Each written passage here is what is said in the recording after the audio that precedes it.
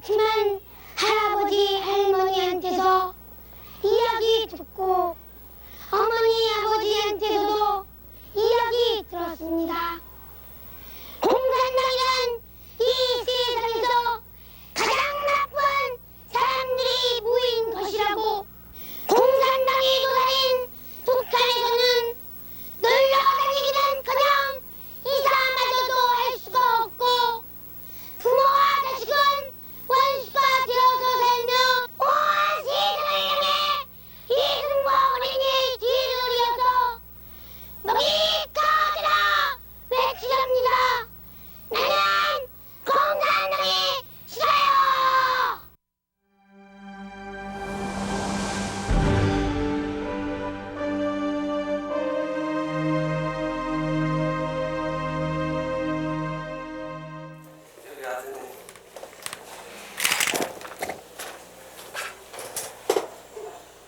이게 소리냐?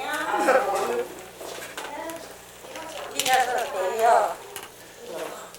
애미 나는 자처럼 고기가 되고 있기 45년 만에 만난 94세 어머니와 70세 아들. 거기가 있으니까 잘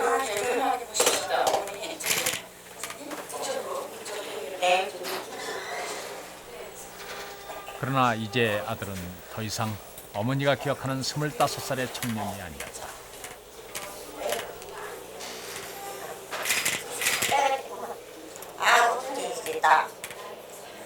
오늘은 안 죽는데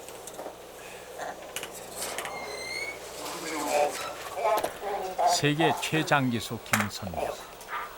45년 만에 추수한 후에도 그는 가족들의 반대로 어머니를 만날 수 없었다. 그러나 이제 94세 어머니에게 시간이 많이 남지 않았다고 생각한 가족들이 이날 두 사람을 만나게 한 것이다.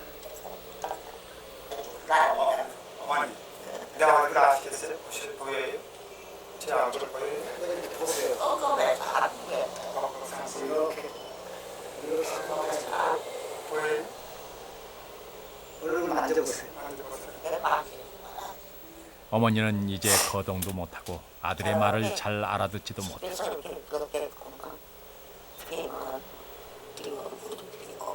집에 계시면 내 얼굴이 보여요?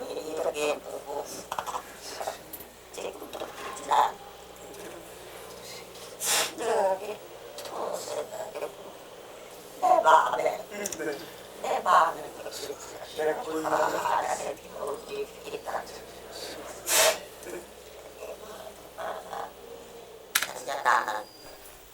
그러나 이날 45년 만의 모자의 만남은 20분 만에 끝났다.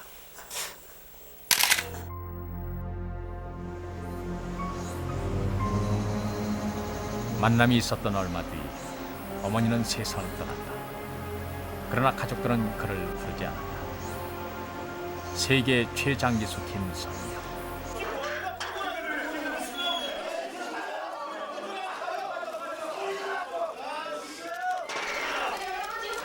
그가 45년 만에 세상 밖으로 나오던 날, 정작 이 자리엔 가족들은 전혀 보이지 않았다. 보호자 인수 서류를 작성하러 재수가 잠깐 다녀갔을 뿐이다. 물소리도 안 듣거든. 홍선생. 그는 지금 다른 장기수 출신 동료들과 살고 있다. 그가 의용군에 지원하면서 아버지와 누이 동생이 처형당했고 집안은 풍비박산이 났다. 자기가 생각하는 게 옳다고 생각되기 때문에 그렇게 되는 거예요.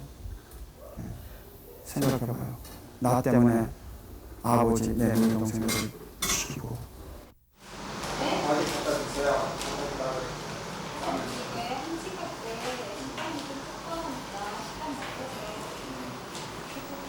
그가 4년째 일하는 기공소. 이곳에서 만든 것들을 주문한 치과로 배달해주는 일이 요즘 그가 하는 일이다. 벌이는 한 달에 40만 원. 적지만 스스로의 생계를 위한 것이다.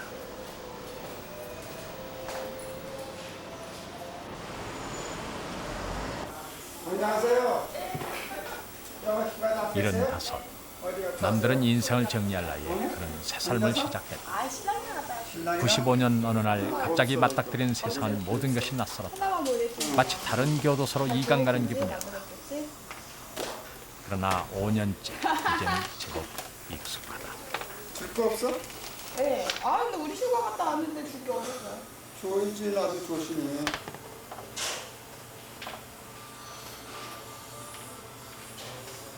보세요. 가세요. 네. 조심히 다니세요. 그는 이렇게 자유의 몸이 됐지만 한국 사회에서 특히 가족들에게 그는 여전히 불편한 존재다.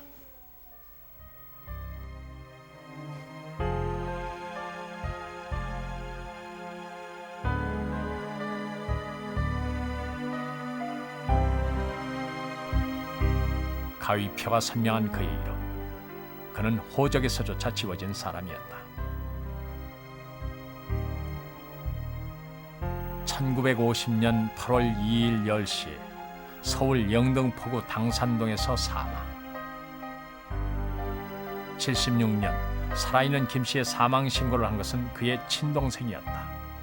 만약에 이제 빨리 동생이 뭐 해가지고 학대를 받고 고통을 받고 하니까는 내가 나타나면 또 그렇게 학대받고 그렇게 살까봐 겁이 나니까는 나한테 접촉을 안 하죠. 예수 씨 말에 의하면 정말 이 자지분이 때문에 못 살겠다고.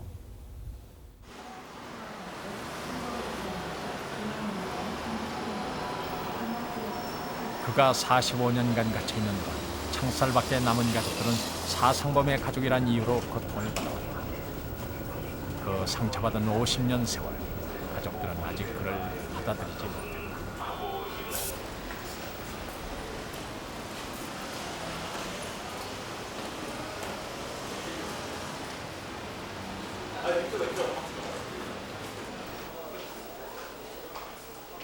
가족들은 그를 만나고 싶어 하지 않았지만 같은 서울 하늘 아래 살고 있었다.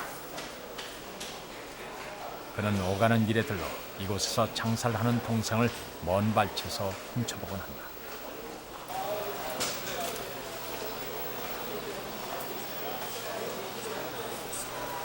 (75의) 나이에 같이 늙어가는 동생을 보며 그는 만나게 될 날을 기다린다. 혹시 가만히 있을까 없을까? 있을 때도 있고 없을 때도 있거든요. 그래서 혹시 있을까 하고 생각 기다려보고 하는데 어떨 때는 없어요. 지금 아마 한 서너 번 밖에 못 봤어요. 동생 직접 동생이 그리고 모여서 거기서 일하는 사람들 자주 오세요? 그래서 뭐 심심하면 한 번씩 일주일에 아마 한 번 정도는 드리는 것 같아요.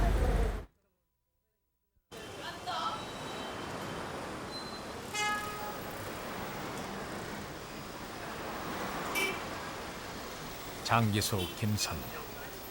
그의 가족 사이엔 45년이 지나도 아물지 않은 이데올로기의 상처, 그리고 아직 화해할 준비가 안 된 한 가족의 비극이 담겨 있다.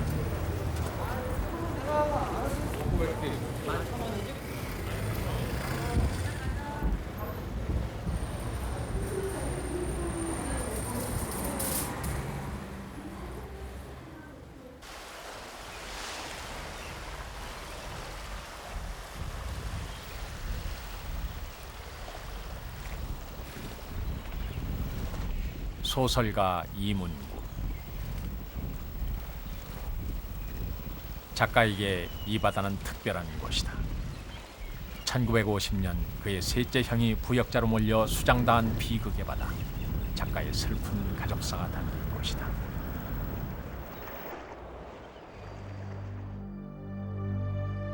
해방 직후 남로당 보령군 총책이었던 아버지는 50년 예비검속대 처형됐다. 큰형은 일제 때 징집돼 오늘까지 소식이 없고 둘째 형은 좌익 혐의로 아버지와 함께 처형됐다.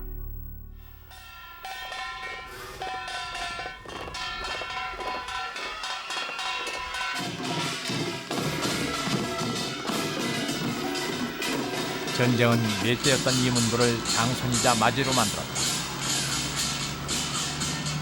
좌익 가족이란 멍에는 그가 숨죽이며 살아야 한다는 걸 일찍부터 깨닫게 했다.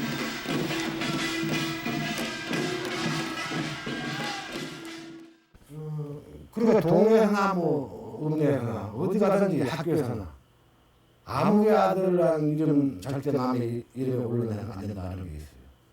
그렇게 하는 방법은 딱 한 가지밖에 없어요. 뜨면 안 돼. 너네 남의 이름에 뜨면 안 된다 이거죠. 그러니까 공부도 또 잘하면 안 되고 아무개 아들 잘한다 소리가 나면 안 되니까 공부를 아주 통 못해도 안 돼. 아무개 아들 공부 못한다 하면 또 안 되니까. 그러니까 무엇이든지 중간, 어중간이죠. 어중이 떠주는 게 어중이.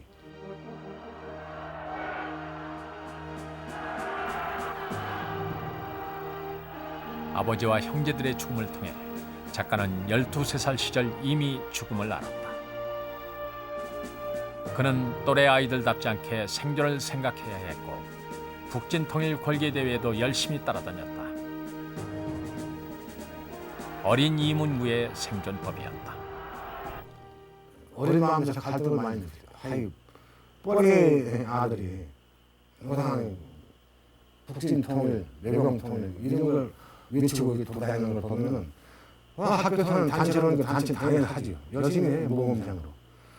그 마음이 눈에 띄면 안 되니까 나만 내로 하는 거죠.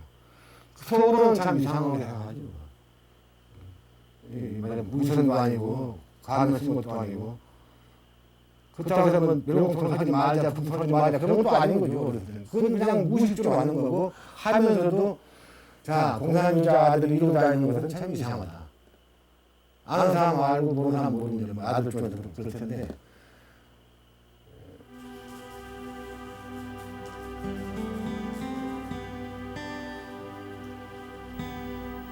훗날 작가가 된 후 그는 집안 내력을 글로 썼다.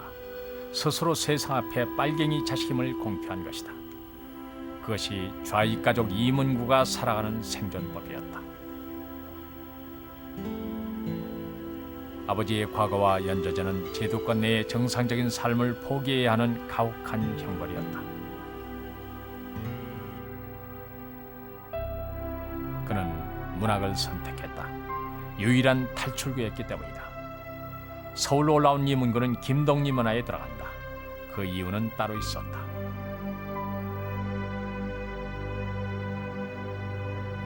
대표적인 그런 우익문인 이분이 제자가 되고 이분의 손을 거쳐 문단에 데뷔하면은 나한테는 큰 말하자면 무산 같은 역할을 해줄 것 같아요. 사실은 그렇게 해서 그분의 제자가 되고 또 김동수 선생님의 손으로 추천받아서 문단에 데뷔하고 그대로 하여간 30년 동안 시간 모집으로 하셨으니 목표 자체는 사실 비문학적인 거예요. 아주 불순한 동기 자체는 불순한 건데 결과적으로 하여간 혜택을 많이 받았죠. 그러니까 우리 어렸을 때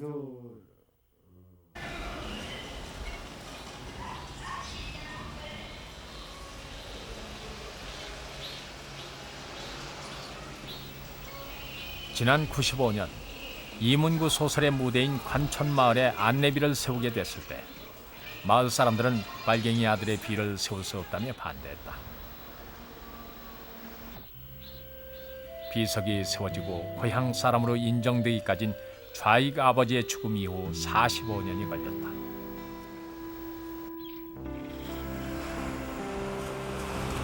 좌익 가족의 고단했던 삶, 역사의 물결 속에 숨겨져 있던 이들의 상처는 분단의 결과입니다. 이 땅엔 수많은 이문구들이 있다. 그들의 삶은 분단이 남긴 이데올로기가 살아남은 사람들과 그 가족들에게 남긴 상처를 보여줍니다. 삶을 결정해버린 이데올로기, 그 질곡의 근원은 어디입니까?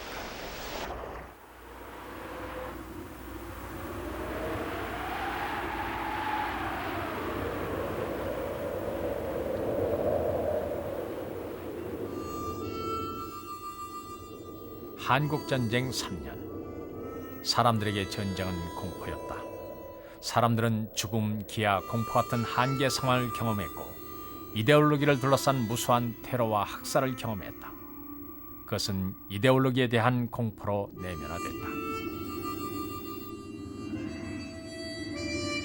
이데올로기의 폭력이 난무한 전쟁으로 사람들은 마음의 벽을 쌓고 지리적 분단보다 더 큰 정신적 분단을 낳았다. 남쪽에선 반공 이데올로기가 정착됐다.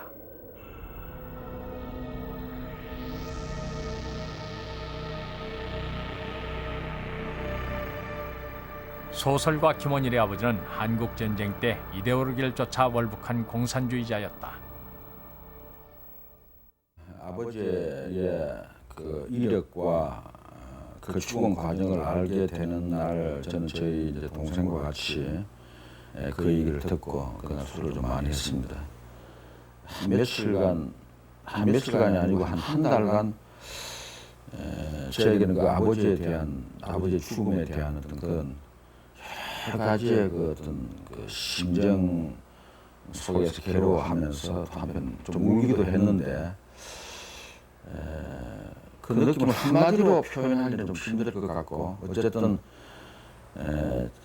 가족들을 내몰아라 하고 자기 길로 걸어갔을 때 그런 원망도 있고 또 한편으로는 이제 아버지의 명예로부터 벗어났다는 해방감도 사실 작용했습니다.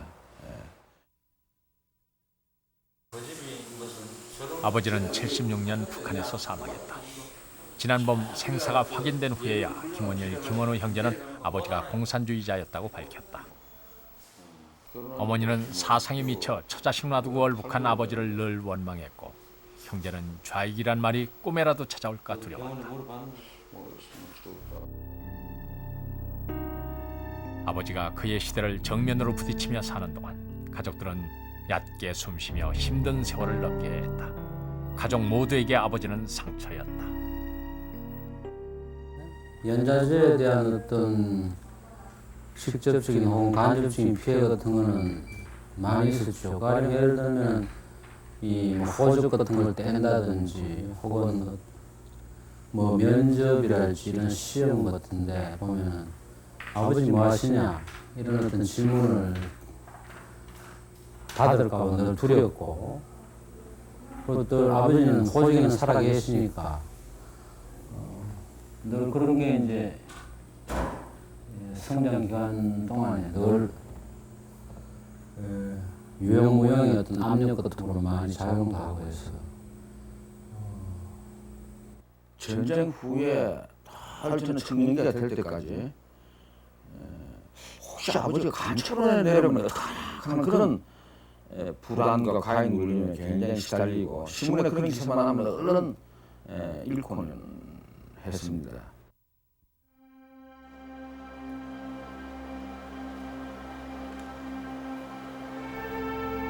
이런 가윈 울림은 월북자 가족들의 공통적인 모습이었다. 그들의 삶은 처형당한 좌익 가족과는 또 다른 모습이지만 이데올로기의 시대를 살아온 우리들의 또 하나의 초상인 것이다.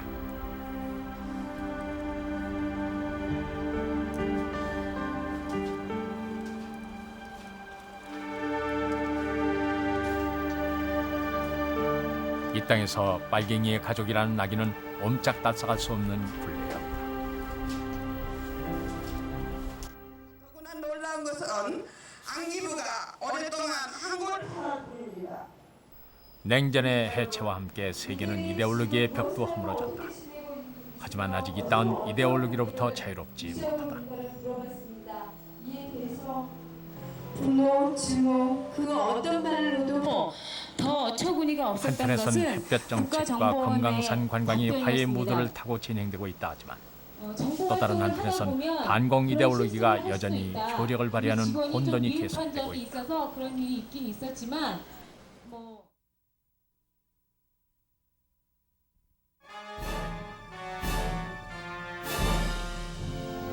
해방 직후 우리는 혼란스러울 만큼 치열한 좌우익의 충돌을 경험했다.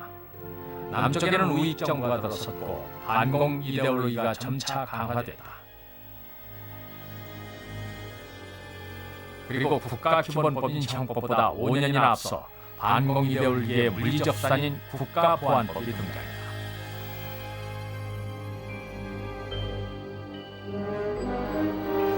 이른바 여순 사건 후 남노당 지하 세력을 척결하기 위해서였다.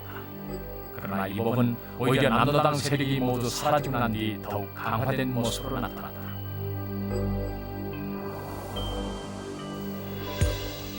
제3대 대통령 선거.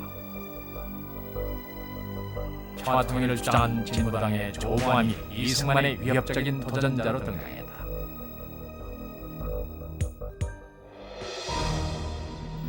2년 뒤 조봉암은 국가보안법에 의해 간첩 혐의로 체포됐고 진보당은 정당 등록이 취소됐다.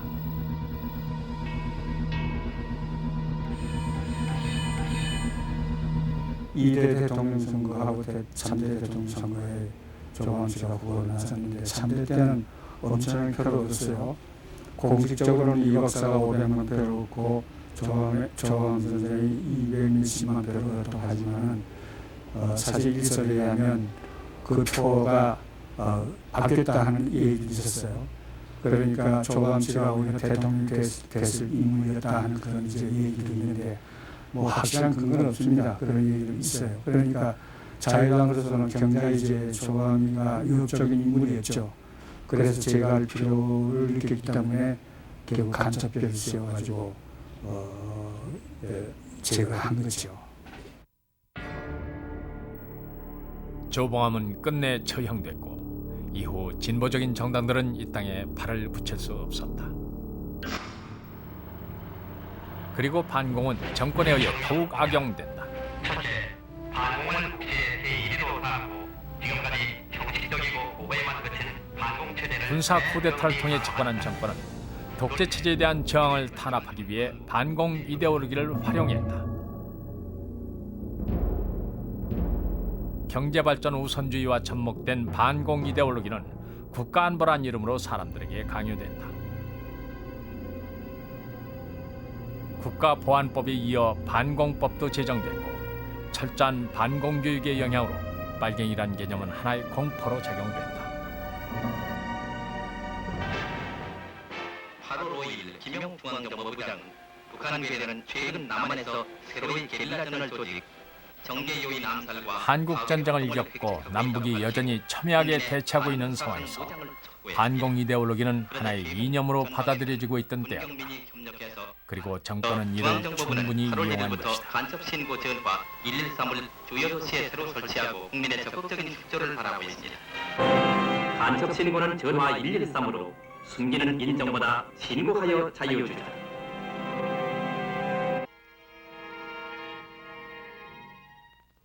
언제나 경계심을 갖고 수상한 사람을 발견했을 때는 지체 없이 가까운 경찰관서나 군부대 또는 전화 113번으로 신고합시다.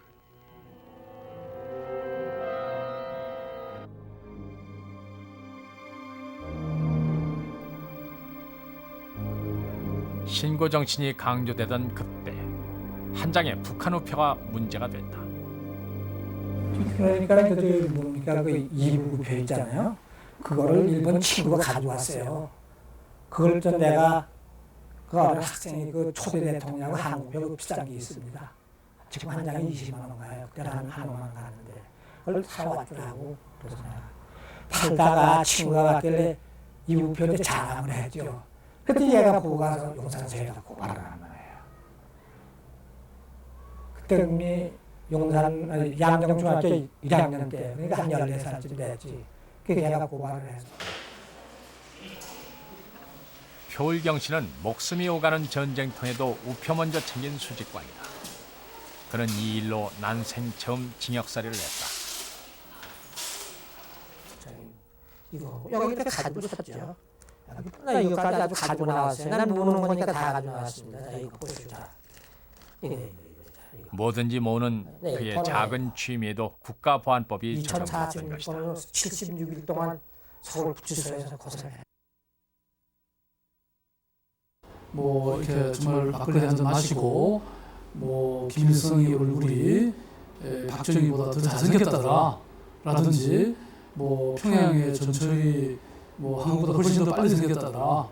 또 뭐 심지어는 그 국외 공산 계열도 처벌하는 조항이 있어서 과거에는 지금은 없었습니다만 그 소련의 스푸트니크 그게 미국보다는 훨씬 더 빨리 쏘아 올려졌다. 뭐 이런 말을 한 것만으로도 구속되거나 뭐 그런 적이 과거에 많았죠. 그래서 그야말로 일상 어떤 생활 속에서 민중들이 그냥 던지는 말조차도 자유롭지 못했다. 국가보안법이나 방공부로부터.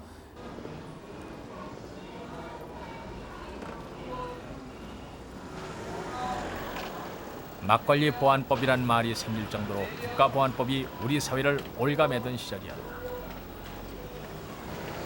반공 이데올로기의 편승에 정치적으로 이용됐던 사건들도 있어 최근 그들의 명예회복 요구가 뒤따르고 있다. 국제법학자협회가 최종 판결일을 사법사상 암흑의 날로 선포할 만큼 충격이었던 인혁당 사건. 옳은 재판을 받고 옳은 그거를 받았으면 우리가 할 말이 없지요. 그런데 이거는 재판 과정부터 매사가 전부 자기네들이 위법한 거 아닙니까? 면회도 안 시켜줬고 변호사도 제대로 구해주지도 않았고 가족 면회도 없이 그러다가 또 재심 청구할 권리가 있잖아요. 그런데 재심할 기회도 주지도 않고 그 이튿날로 구했다 하는 게 이거는 참 세계적으로도 있을 수 없는 일이기 때문에 그걸 밝히기 위해서 더 억울한 겁니다. 그걸 문제는 저희들이 하는 거는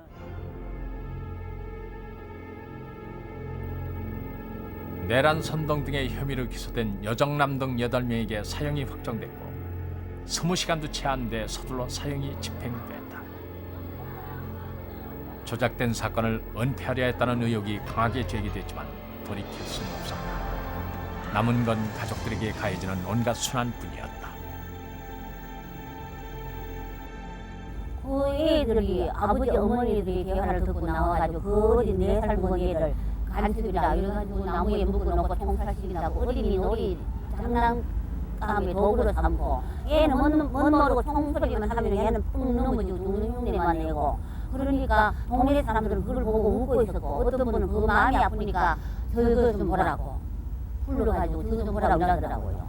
그래 딱 이렇게 나가보니까 동네 애들이 그러는데 그 서거 새끼에 도목나무에 뭉겨가지고 하고 있는 애가 온 신에 땀이고 온 몸에 먼지고 이렇잖아요.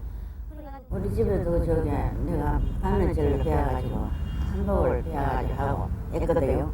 하는데 우리 집은 이제 반죽거리라도 가지고 어느 사람한테 뭐 입어줘서 뭐라 하는구나. 그 집에 가지 말라고. 그 집에는 내가 해주는데 그거 하면 큰일 난다고 자기가 한다고 가지 말라 이카더랍니다. 그래 왔다 잡아가면 그 일 이후 20년 동안 동네 사람들은 말조차 걸 수가 없었다.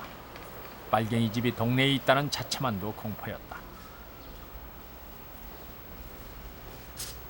어제까지도 오가며 살던 사람들이 하루아침에 돌아섰다.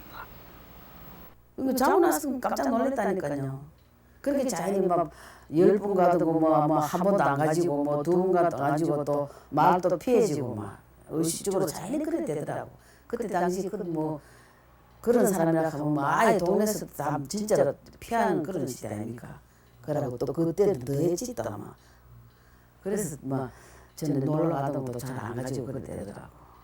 그 형님 사람과 사람을 갈라놓은 이데올로기, 레드 컴플렉스였다.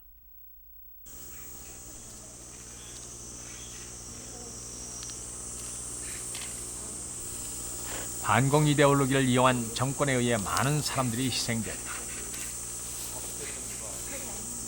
이재권 씨가 20년을 시름시름 앓다가 세상을 떠난 지 1년. 이 자리에 모인 그의 친구와 선생님 모두가 그와 함께 연루됐던 조작 사건의 피해자들이다. 밝히려다가 군사 독재 정권, 전두환 군사 독재 정권에 끌려가서 5월 1980년 평범한 새마을금고 직원이었던 이 씨는 고문의 후유증으로 세상을 떠났다.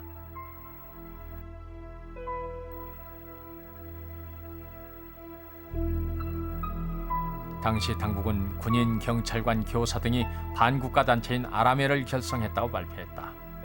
영장도 없이 끌려간 사람들은 고문 끝에 조직원으로 둔갑했다. 나이가 제일 많은 사람은 수계, 새마을금고 직원은 재정책이 됐다. 저 같은 경우에는 경찰관이었기 때문에 너는 정보책이다. 그 군에 있었던 친구는 군대 내에서 무슨 무력을 동원하려고 하는 그런 적이었다. 이런 식으로 이미 그 사건을 연행돼 가지고서 그 가서 조사를 받는 과정에 가보니까 그 제가 알지도 못하는 직책들이 전부 다 그 뭐 다 매겨져 있고 다 그 직책들이 경찰에 의해서 임명이 되어 있더라고요.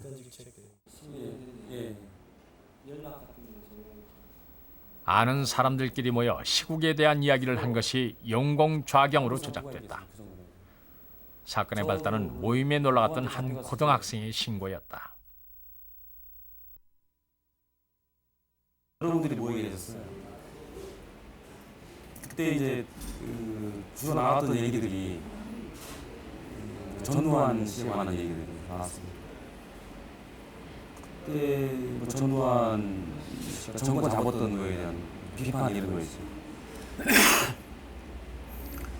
그때 뭐 학살자다. 그리고 기존의 경제개발 계획이라든지 이런 거에 관한 비판적인 얘기들, 그런 얘기들 이제 자연스럽게 오갔습니다. 그때 얘기 들으면 이상했다고 생각했던 게 뭐였냐면 저거 교과서에가 봤을 때 저거는 간첩들이 하는 얘기냐고, 사회 불순물자들이 하는 얘기인데 저 사람들 나쁜 사람들, 그런 사람들 아닌가, 이상한데 어떻게 저 사람들이 선생님을 하고 있어, 어떻게 저기도 경찰관이 돼 있어, 이렇게 이제 생각을 했던 거예요. 그는 지극히 평범한 고등학생이었다. 저 사람들은 굉장히 나쁜 사람이다, 불순물자가, 간첩 아니냐, 긴가민가하게 그 선생님이라든지 아니면 형사라든지 애들 간첩이다, 빨갱이들 다 잡아놔야 된다, 너 큰일했다, 잘했다. 그러니까 우쭐하기도 하고 잘하는 일이라고 생각했어.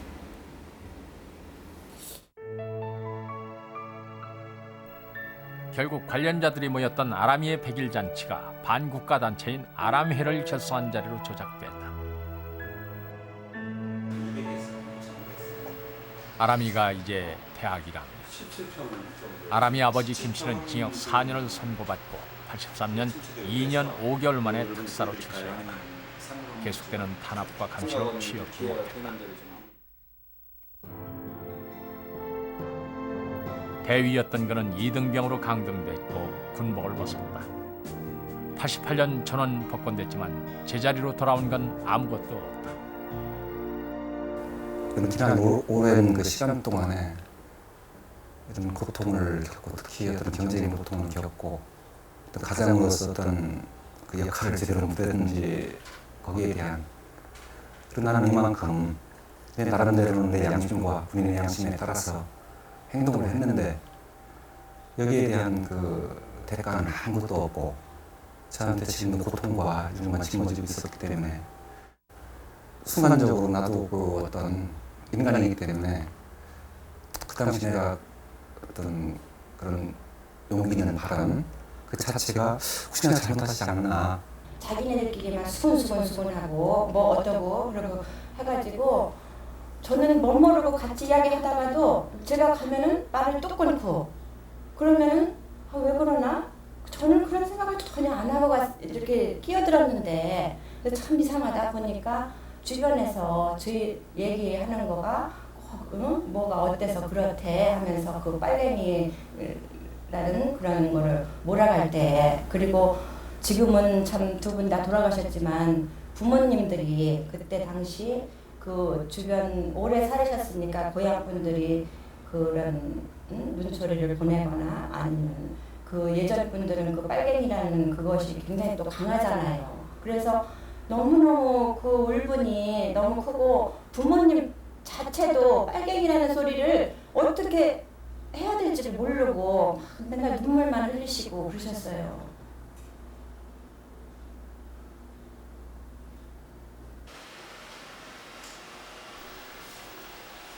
대학에 가서야 자신을 조였던 이데올로기의 실체를 난 나 씨에게 아람의 사건의 기억은 늘 마음의 짐이었다. 그 역시 또 한 사람의 희생자인 것이다. 그 일로 인해서 그 잘못된 어떤 그 반국 이데올로기 교육 그거 너무 충실하게 받은 그 탓으로 인해서 사는 삶 자체가 항상 짐을 지고 사는 이렇게 됐든 저렇게 됐든 저의 피해자들이 나왔기 때문에 항상 짐을 지고 사는 무슨 일을 하더라도 머릿속에 남아있다는 거예요.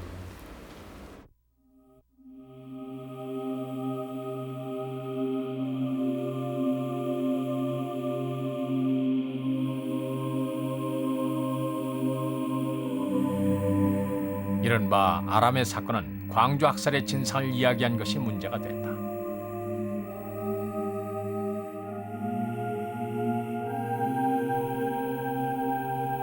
80년 광주 학살의 진상은 철저히 은폐됐다. 그러나 시간이 지나면서 진실은 드러나기 시작했고 정권은 아람의 같은 조작 사건을 만들어 저항 세력을 차단했다.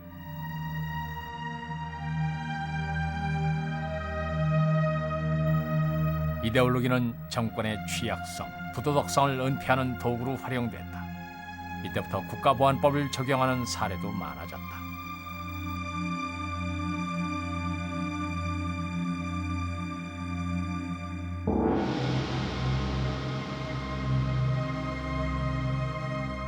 임장으로부터 숙소인 고려 호텔에 이르는 수십 리 구간의 연도 양편에는 수많은 군중들이 떨쳐나와 대표를 열렬히 환영했습니다. 여소야대 현상이 빚어지고 지하철 파업, 농민 집회 등 노동자나 농민의 생존권 요구가 높아져 정권이 위태롭던 89년. 맥주에서 화약까지 조선은 하나다.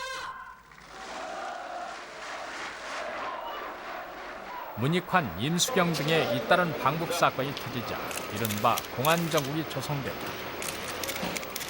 국가보안법은 국면을 전환하는 수단으로 적용됐다.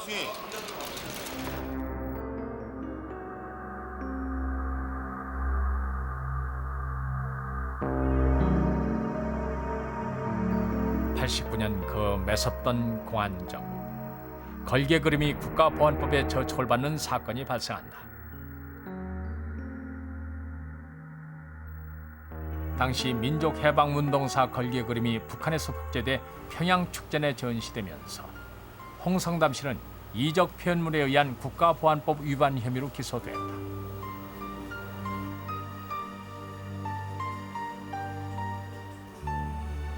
우리나라 현대사에 중요한 그런 계기가 됐던 이 사건들을 집약해서 걸개 그림으로 그린 건데 그 그림 내용 자체가 이미 학계에서 다 검증이 되고 이 논리적으로 다 그 서로 간에 합의가 이루어진 내용들이었거든요. 그래서 그것이 이적 표현이 될 수가 없죠, 사실은. 임수경의 방북 시점. 독일에서 전시회를 열었던 홍 씨에겐 북한에 갔었다며 간첩 혐의가 씌워졌다. 그리고 고문이 시작됐다. 북한 공작원의 이름을 배라며 가해진 물고문. 홍 씨는 김평원이란 이름을 댔다. 그것은 독일의 넓은 평원을 떠올린 그가 고문 끝에 내뱉은 이름이었다. 북한 공작원 이름을 대라. 그러면서 엄청난 고문이 진행이 됐어요. 그때 아마 이제 그 담요, 젖은 담요로 이제 몸을 싸서 이제 강목으로 이제 두들겨 패는 그런 고문이 있었는데 오히려 그런 정도의 고문은 상당히 편해요. 맞으면 되니까.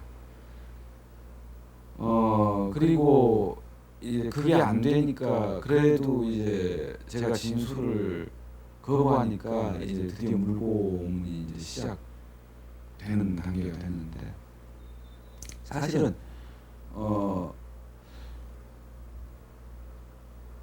그런 고문들을 견딘다는 것은 죽음밖에 없어요.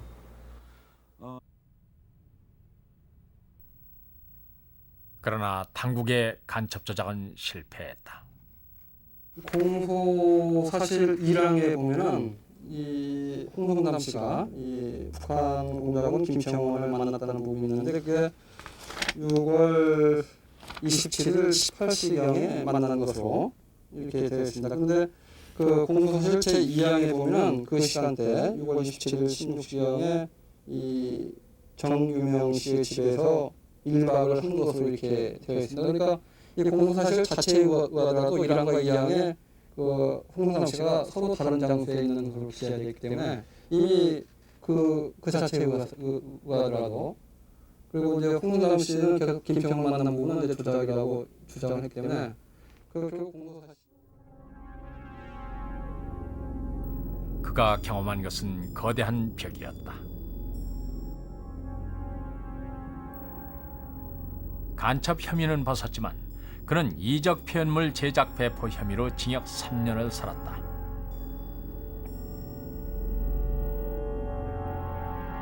한국 현대사를 담았던 그의 걸개 그림은 이적 표현물이 됐다.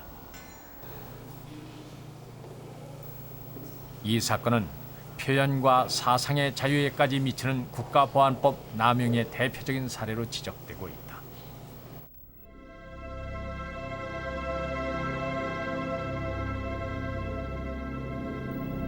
국가보안법은 개정을 거듭하면서 무소불위의 힘을 축적했다.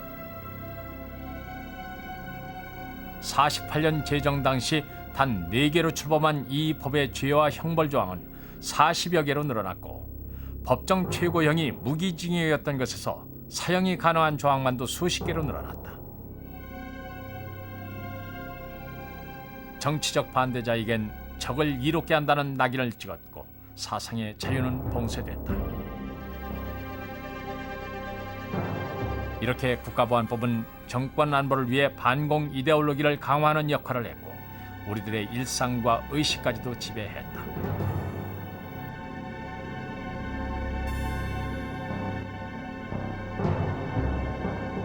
Elle faisait de lui un opposant, pas un criminel, ni un espion. Il est un prisonnier d'opinion. Et c'est pourquoi je vous demande, Monsieur le Président, de libérer Kim Song-man. Kim Song-man, au nom de Kim Song-man, Kim Song-man, au nom de Kim Song-man. En communiste, il n'y a pas de liberté d'expression et ça n'est pas bon, ça n'est pas bon. Quand tu dis que tu penses qu'ils te mettent en prison, et ça n'est pas bon, ça n'est pas bon. Que Kim Song-man, au nom de Kim Song-man, on vous parle au nom de Kim Song-man. Seule infraction, délit d'opinion, torturé, et fini par dire qu'il était espion. La question que je pose touche un point critique. Que valent les aveux arrachés par la souffrance physique? Je suis le président de libérer Kim Song-man.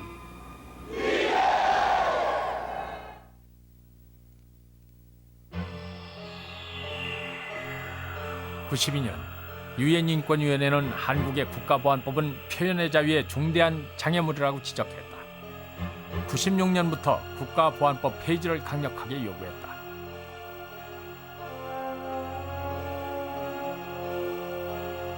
올해의 앰네스티 보고서도 국가보안법을 개정 또는 폐지할 것을 권고했다.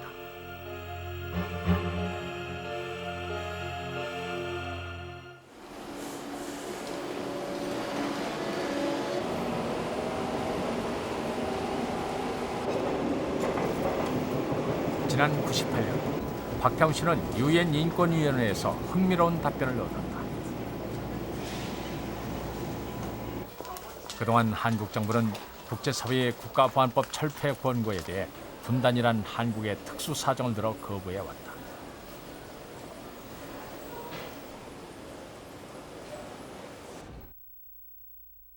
박태훈, 국가보안법 위반. 유학 중에 재미 한 청년에 가입했다는 이유였다.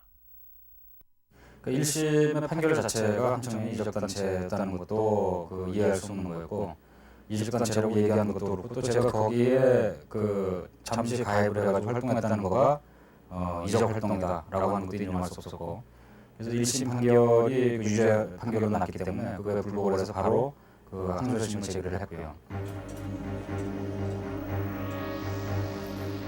대법원에서도 유죄 판결이 나자 박 씨는 유엔 인권위원회에 이 사건을 제소한다.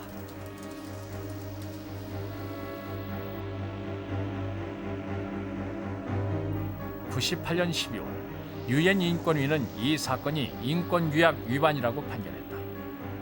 한국의 안보 상황을 고려하더라도 국가보안법보다 표현의 자유가 우선되어야 한다는 것이 유엔의 견해였다.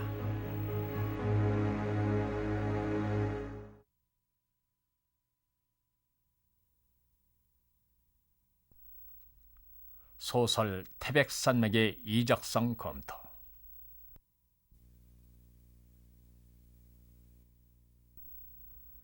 태백산맥은 86년 1부가 출간돼 100만 부가 넘게 팔린 베스트셀러다.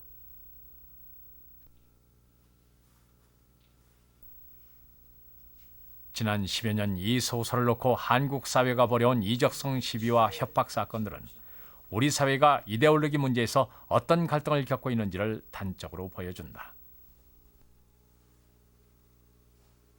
야, 이 빨갱이 새끼야. 너는 김일성이가 쳐내려와야 직성이 풀리겠냐. 그놈이 오면 네가 뭘 해먹겠다고 이러냐. 대학생들이 널 좋아하니까 네 영웅인 줄 아냐. 뭐 이런 식으로 해서 욕동문자 온갖 욕 다 하고, 그 다음에 이제 네 집만 폭파한다. 당장 집 폭파된다. 네가 다 몰살시키겠다. 뭐 그런 이야기로 연기되죠.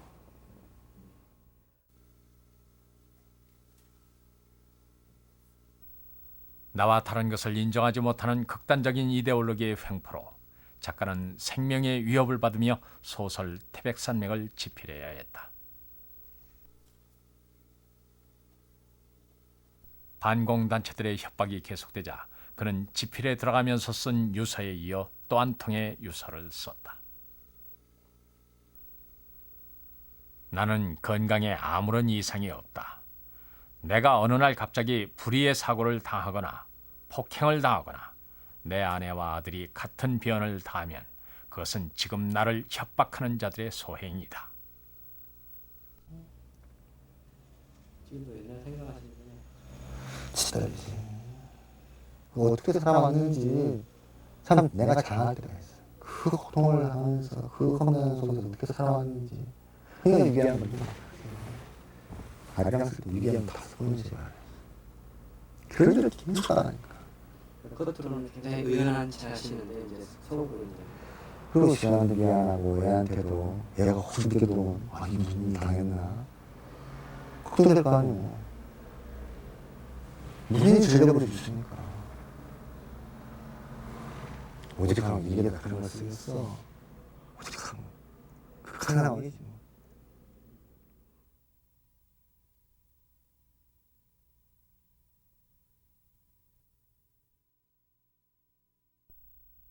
92년 영화화가 결정되자 문제는 되풀이됐다. 방해와 협박 공세는 시나리오를 달라지게 했다. 여러분의 뜻은 어떻습니까? 지주라고 해서 모두 숙청해야 되는 것은 아니라고 봅니다.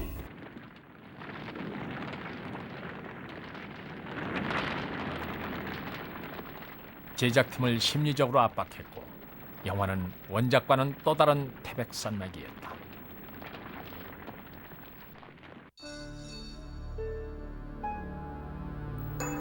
91년 발표된 한 논문. 피해망상엔 시대상이 반영되는데 우리나라의 경우 5, 60년대엔 주로 빨갱이, 인민군, 스파이 등이 박해자로 등장한다. 빨갱이가 나를 죽이려고 따라다닌다. 또는 뭐 인민군이 나를 미행한다. 또는 간첩이 미행한다. 또는 주위 사람들이 나를 간첩이라고 오해한다. 이런 식의 이제 그 망상을 가지고 있는 경우가 압도적으로 많다 하는 것이 이제 알려져 있습니다.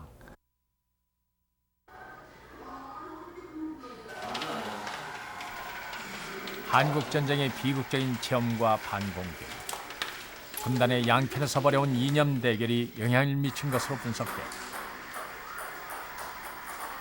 그러나 그것은 결코 과거에만 국한되는 결과는 아니었다.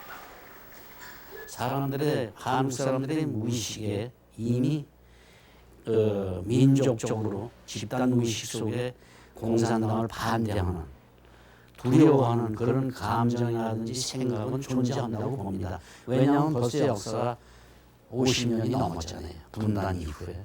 그러다가 그냥 곱게 50년을 산 것도 아니고 전쟁도 경험하지 수시로 게릴라 여러 가지 그 상황도 당했지. 그러기 때문에 이것은 이미 말씀하신 대로 집단 무의식에서 이미 존재하고 있지 않는가. 그러니까 언제든지 튀어나올 수 있어요. 예를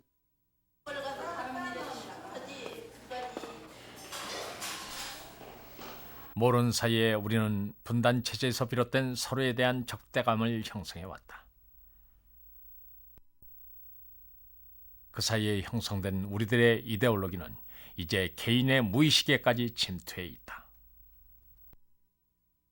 균형 잡히지 않은 정신. 우리는 오늘 정신의 불구 상태를 겪고 있다.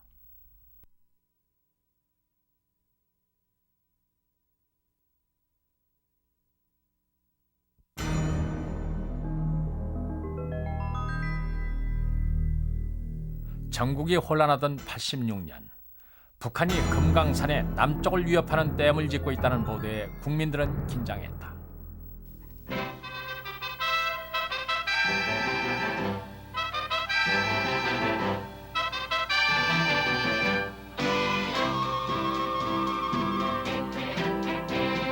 내 손으로 지키자 내 나라 내 땅 피땀 흘려 가꾼 나라 영광의 나라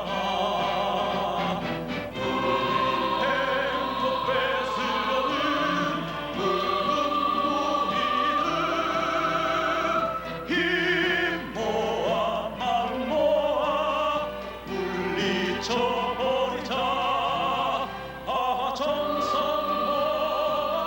대응댐을 지어야 한다는 정부의 입장이 곧바로 전 국민이 모금운동에 참여.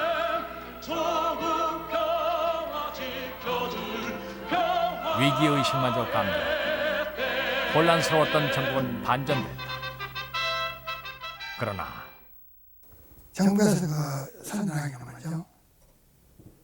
이 88 올림픽을 방해하기 위해서 만든 이게 선언했거든요. 여러분도 아시는 말이에요. 이게 정부라고. 내가 그 강한 댐을 가지고 200m 만들어서 계산을 잠깐 해봤어요. 당연하니까. 약 1억 입방미터의 흙이 들어가요. 길이 한 500m이다. 그럼 1억 입방미터 흙이 들어가면 이것이 뭐죠? 몇 년 걸리나 그래요. 내가 계속 간단히 계산하니까 20입방미터 추력이 말이죠. 추력을 하루에 1000대를 동원해요. 한번 그 대략 말이죠. 한 13년 걸립니다. 다 만들려면. 금방이라도 물바다가 될 듯 혼란스러운 가운데 그 터무니없는 일의 허구성을 알아도 그 누구도 말할 수 없었다. 그때 막 사회 전체가 이렇게 올라가는데 내가 혼자 반대마다 소용도 없고 방안에 반대하는 게 있어서 발견하는 걸 가르쳤죠. 그래요. 얼마나 잘하셨어요.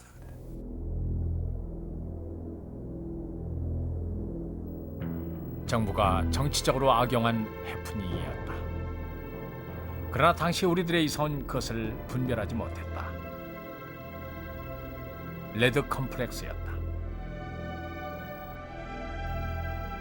이데올로기는 20세기 한국 현대사의 또 하나의 질곡인 것이다.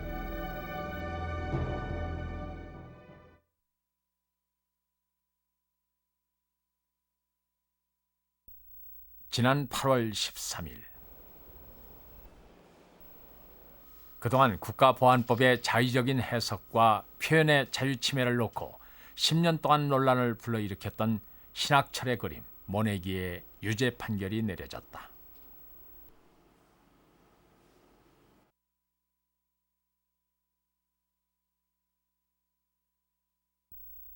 검찰은 이 그림을 아래 위로 나눠 해석했다.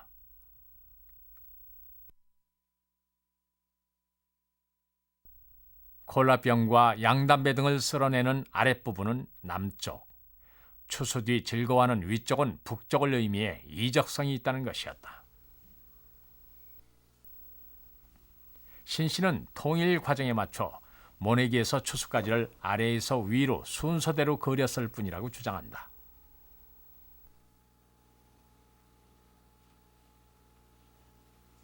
예술가라는 것이 순전히 어떤 그 감각을 가지고 이렇게 하는 건데, 감각이라는 건 어떤 뭐 책을 보고 우리가 논리적으로 공부해야 한다든가 이렇게 뭐 사고를 한다든가 이런 거하고 이것이 바로 보면서 느끼잖아요.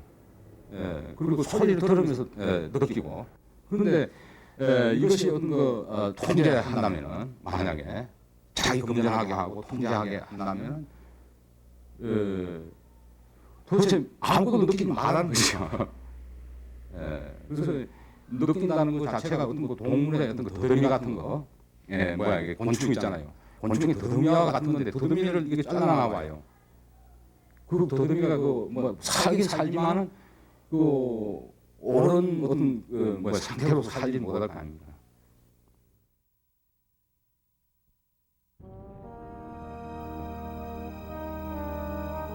(89년) 기소돼 1, 2심은 무죄, 그리고 다시 유죄 판결까지 무려 10년이 걸렸다. 그러나 그 시간보다 더 두려운 건 자유로워야 할 예술가의 정신이 스스로 자기 검열을 하고 있다는 것이다. 분단과 전쟁, 그리고 독재의 역사가 빚어낸 자기 검열. 과연 오늘 우리는 얼마나 자유로운가?